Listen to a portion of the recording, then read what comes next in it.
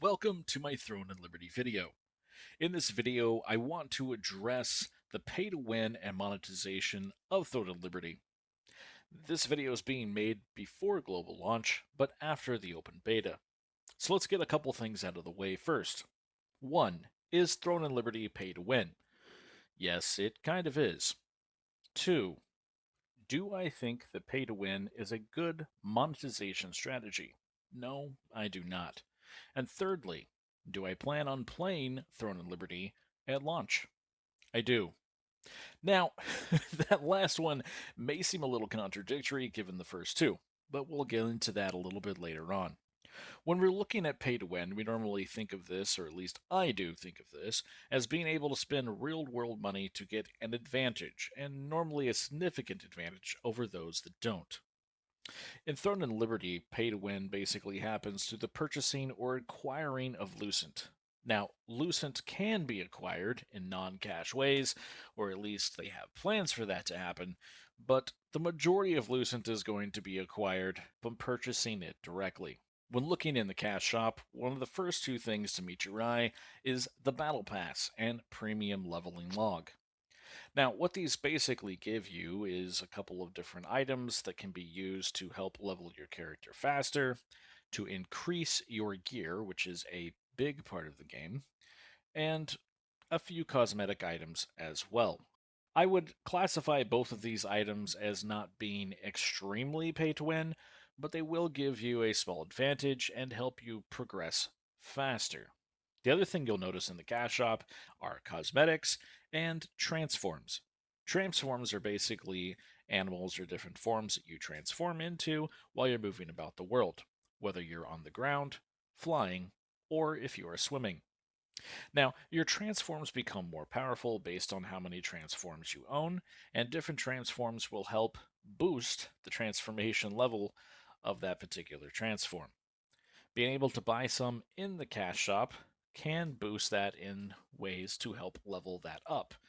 That being said, it does look like the cash shop ones, at least currently in the beta, didn't actually move that progress very far. So, looking at this, you might say, this doesn't seem like it's terribly pay to win at this point.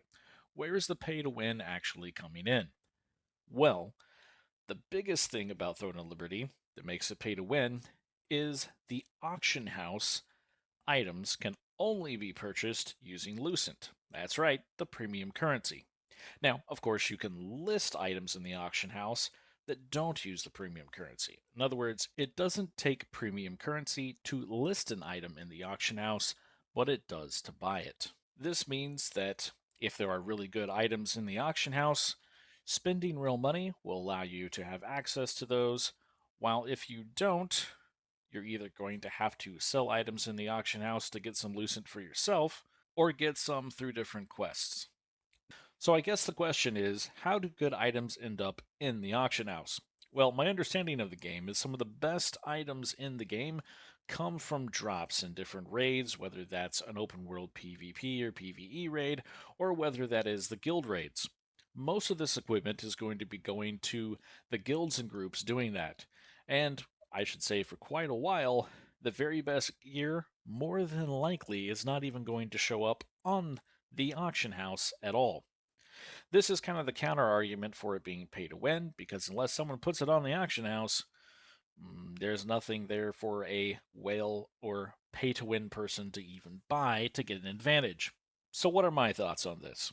Well, personally, for what I'm seeing, I don't think that pay to win will become a huge issue right away, just because the best gear isn't going to be showing up on the auction house. It's going to be kept for the people that are gearing up. As new gear comes out, that's all pretty much always going to be the case. That being said, we'll just have to see. PvP is big in Throne of Liberty, in spite what some of the hardcore PvP community in Throne of Liberty will tell you. Yes, Nexon has made concessions to PvE players and added more PvE content into the game. But if you are in a group or guild that is good at PvP and can take territories and actively participate in World Boss PvP events and win those, you will have a significant advantage over PvE only focused groups.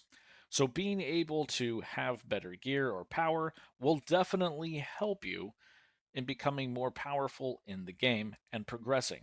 So, what are my thoughts on this? The game has been out in Korea for several months, and what we have seen supposedly over there is that the most highest end gear doesn't really end up on the auction house all that often. And that being said, I'm not too concerned about that aspect of the pay to win in this game. Of course, we'll have to see how bad it actually is at global launch. As with any game, it's just a game. If you find yourself continuously not having fun in the game, stop playing or walk away, and that is what I intend on doing if that happens to me. Currently, in the beta and alphas that I played through, I found myself enjoying the game a whole lot, and I didn't feel needlessly held back by pay to win mechanics. That also is a big thing, I should say.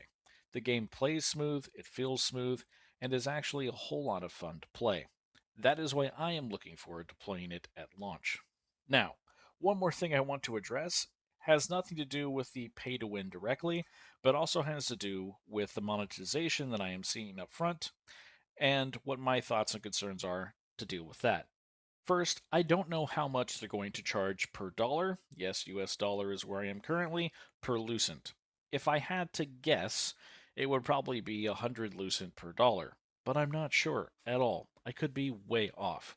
That would make the battle pass $5. Seems pretty cheap.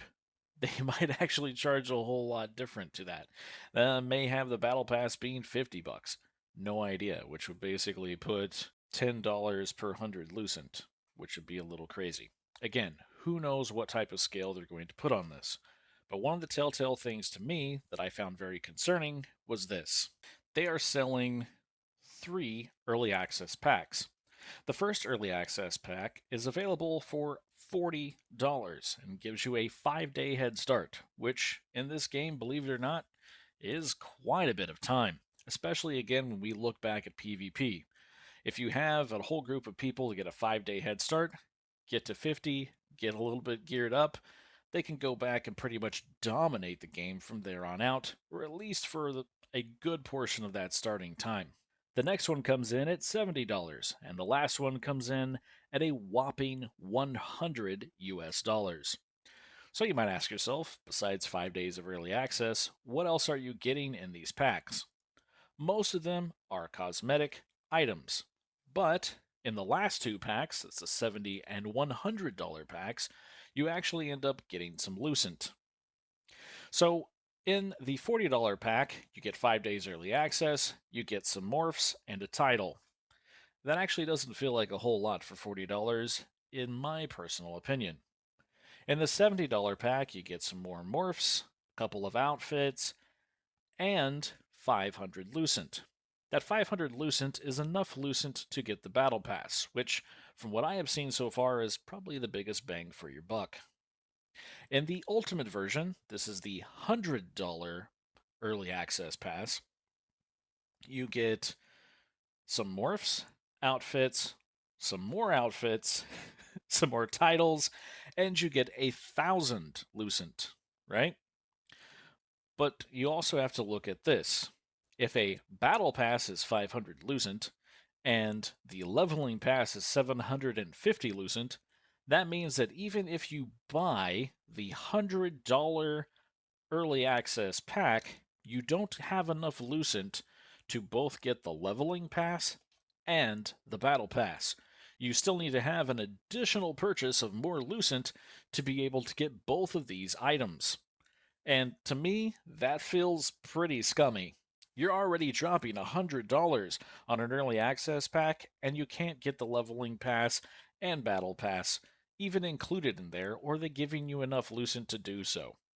I really don't like this strategy. It's very, I think, in your face that they want to be able to eke as much money out of you as possible. And it's not a good look or a good feeling. So that in and of itself causes me a whole lot of concern when we're looking at how are they going to be refining their monetization processes moving forward. It just doesn't give me a whole lot of hope. And am I off the bat really worried about the pay to win in Throne and Liberty? Not particularly.